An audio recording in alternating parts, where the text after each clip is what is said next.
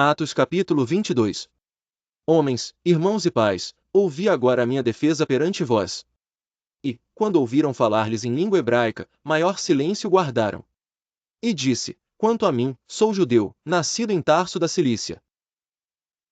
E nesta cidade criado aos pés de Gamaliel, instruído conforme a verdade da lei de nossos pais, zeloso de Deus, como todos vós hoje sois. E persegui este caminho até a morte, prendendo, e pondo em prisões, tanto homens como mulheres. Como também o sumo sacerdote me é testemunha, e todo o conselho dos anciãos. E, recebendo destes cartas para os irmãos, fui a Damasco, para trazer amarrados para Jerusalém aqueles que ali estivessem, a fim de que fossem castigados. Ora, aconteceu que, indo eu já de caminho, e chegando perto de Damasco, quase ao meio-dia, de repente me rodeou uma grande luz do céu. E caí por terra, e ouvi uma voz que me dizia: Saulo, Saulo, por que me persegues? E eu respondi: Quem és, Senhor? E disse-me: Eu sou Jesus Nazareno, a quem tu persegues. E eu respondi: Quem és, Senhor? E disse-me: Eu sou Jesus Nazareno, a quem tu persegues. E os que estavam comigo viram, em verdade, a luz, e se atemorizaram muito, mas não entenderam a voz daquele que falava comigo. Então disse eu: Senhor, que farei?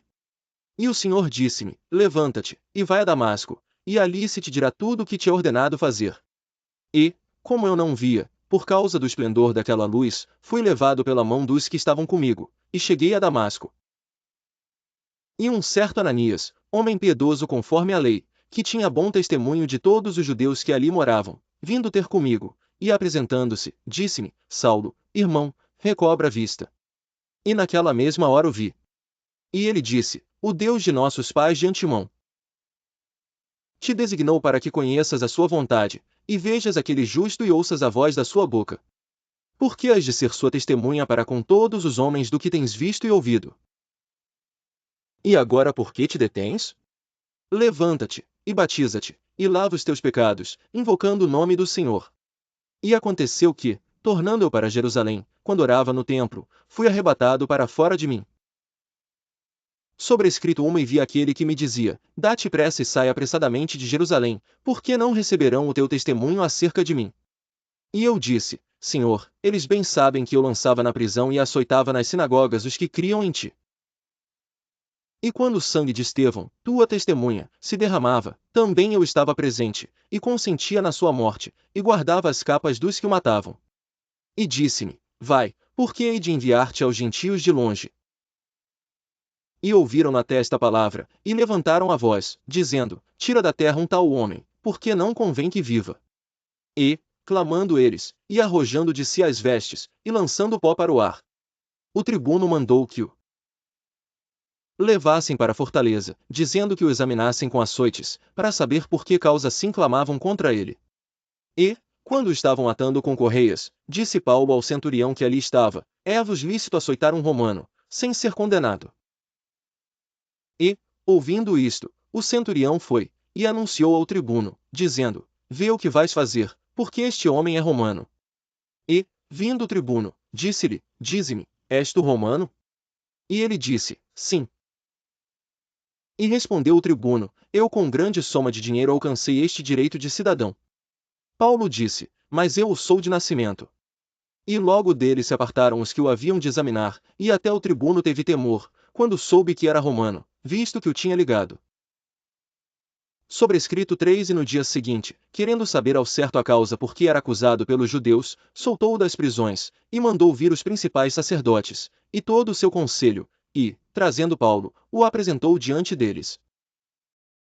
Atos capítulo 23. Sobrescrito uma e, pondo Paulo os olhos no conselho, disse: Homens irmãos, até ao dia de hoje tenho andado diante de Deus com toda a boa consciência. Mas o sumo sacerdote, Ananias, mandou aos que estavam junto dele que o ferissem na boca. Então Paulo lhe disse: Deus te ferirá parede branqueada. Tu estás aqui assentado para julgar-me conforme a lei, e contra a lei me mandas ferir? E os que ali estavam disseram: Injúrias o sumo sacerdote de Deus? E Paulo disse: Não sabia, irmãos, que era o sumo sacerdote, porque está escrito: Não dirás mal do príncipe do teu povo. E Paulo, sabendo que Uma parte era de saduceus e outra de fariseus. Clamou no conselho: Homens irmãos, eu sou fariseu, filho de fariseu, no tocante à esperança e ressurreição dos mortos sou julgado. E, havendo dito isto, houve dissensão entre os fariseus e saduceus, e a multidão se dividiu. Porque os saduceus dizem que há ressurreição, nem anjo, nem espírito, mas os fariseus reconhecem uma e outra coisa. E originou-se um grande clamor, e, levantando-se os escribas da parte dos fariseus, contendiam, dizendo: Nenhum mal achamos neste homem, e, se algum espírito ou anjo lhe falou, não lutemos contra Deus. E, havendo grande dissensão, o tribuno, temendo que Paulo fosse despedaçado por eles, mandou descer a tropa, para que o tirassem do meio deles, e o levassem para a fortaleza. Sobrescrito uma e na noite seguinte, apresentando-se o Senhor, disse: Paulo, tem ânimo, porque, como de mim testificaste em Jerusalém, assim importa que testifiques também em Roma. E, quando já era dia, alguns dos judeus fizeram uma conspiração, e juraram, dizendo que não comeriam nem beberiam enquanto não matassem a Paulo. E eram mais de 40 os que fizeram esta conjuração. E estes foram ter com os principais sacerdotes e anciãos, e disseram: Conjuramo-nos, sob pena de maldição, a nada provarmos até que matemos a Paulo. Como que? Sobrescrito uma agora, pois, vós, com conselho, notificai ao tribuno que vou-lo traga amanhã.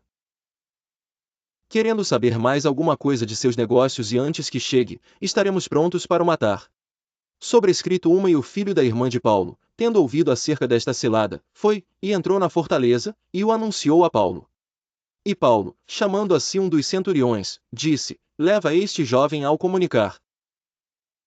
Tomando ele, pois, o levou ao tribuno, e disse: O preso Paulo, chamando-me a si, rogou-me que trouxesse este jovem, que tem alguma coisa para dizer-te. E o tribuno, tomando-o pela mão, e pondo-se à parte, perguntou-lhe em particular: Que tens que me contar? E disse ele: Os judeus se concertaram rogar-te que amanhã leves Paulo ao conselho, como que tendo de inquirir dele mais alguma coisa ao certo. Sobrescrito uma, mas tu não os creias, porque mais de 40 homens de entre eles lhe andam armando ciladas. Os quais se obrigaram, sob pena de maldição, a não comer nem beber até que o tenham morto, e já estão preparados, esperando de ti promessa. Então o tribuno despediu o jovem, mandando-lhe que a ninguém dissesse que lhe havia contado aquilo. E, chamando 2 centuriões, lhes disse: Aprontai para às 3 horas da noite 200 soldados, e 70 de cavalaria, e 200 arqueiros para irem até Cesareia. E aparelhai animais, para que, pondo neles a Paulo, o levem salvo ao presidente Félix. E escreveu uma carta, que continha isto: Cláudio Lísias, a Félix, potentíssimo presidente, saúde. Esse homem foi preso pelos judeus, e, estando já a ponto de ser morto por eles, sobrevim eu com a tropa, e o livrei, informado de que era romano. E, querendo saber a causa por que o acusavam, o levei ao seu conselho. E achei que o acusavam de algumas questões da sua lei, mas que nenhum crime havia nele digno de morte ou de prisão. Sobrescrito 3, e sendo-me notificado que os judeus haviam de armar seladas a esse homem, logo to enviei, mandando também aos acusadores que perante te digam o que tiverem contra ele. Passa bem. Tomando, pois, os soldados a Paulo, como lhe fora mandado, o trouxeram de noite a Antipátride. E no dia seguinte, deixando aos de cavalo irem com ele, tornaram à fortaleza. Sobrescrito 3, os quais, logo que chegaram a Cesareia, e entregaram a carta ao presidente, lhe apresentaram Paulo. E o presidente, lida a carta, perguntou de que província era, e, sabendo que era da Cilícia. 35. Disse: Ouvir-te-ei, quando também aqui vierem os teus acusadores. E mandou que o guardassem no pretório de Herodes. Atos capítulo 24.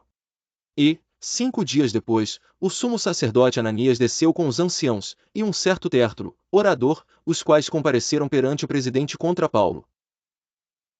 E, sendo chamado, Tértulo começou a acusá-lo, dizendo: Visto como por ti temos tanta paz e por tua prudência se fazem a este povo muitos e louváveis serviços. Sempre e em todo lugar, ao potentíssimo Félix, com todo o agradecimento o queremos reconhecer.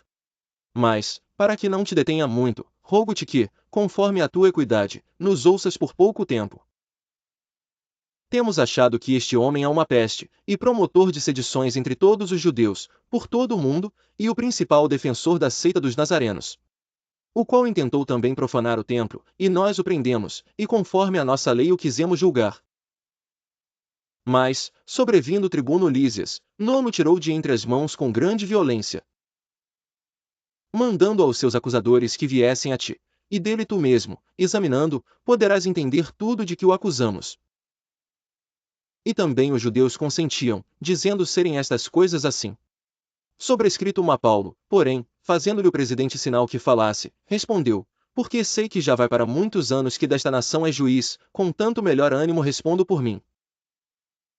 Sobrescrito uma, pois bem pode saber que não há mais de 12 dias que subi a Jerusalém a adorar. E não me acharam no templo falando com alguém, nem amotinando o povo nas sinagogas, nem na cidade. Sobrescrito 3, nem tampouco podem provar as coisas de que agora me acusam. Mas confesso-te isto que, conforme aquele caminho que chamam seita, assim sirvo ao Deus de nossos pais, crendo tudo quanto está escrito na lei e nos profetas.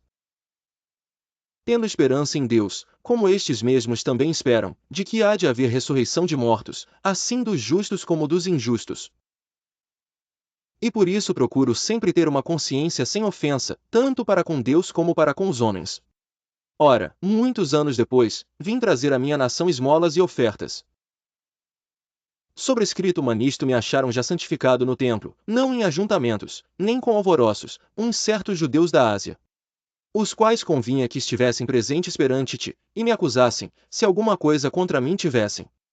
Ou digam estes mesmos, se acharam em mim alguma iniquidade. Quando compareci perante o conselho, a não ser estas palavras que, estando entre eles, clamei, hoje sou julgado por vós acerca da ressurreição dos mortos.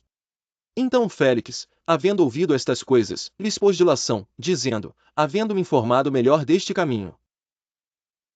Quando o tribuno Lísias tiver descido, então tomarei inteiro conhecimento dos vossos negócios. E mandou ao centurião que o guardasse em prisão, tratando-o com brandura, e que a ninguém dos seus proibisse servi-lo ou vir ter com ele. Sobrescrito 2 e alguns dias depois, vindo Félix com sua mulher Drúxila, que era judia, mandou chamar a Paulo, e ouviu-o acerca da fé em Cristo. E, tratando ele da justiça, e da temperança, e do juízo vindouro, Félix, amedrontado, respondeu, por agora vai-te, e em tendo oportunidade te chamarei. Esperando ao mesmo tempo que Paulo lhe desse dinheiro, para que o soltasse, pelo que também muitas vezes o mandava chamar, e falava com ele. 27.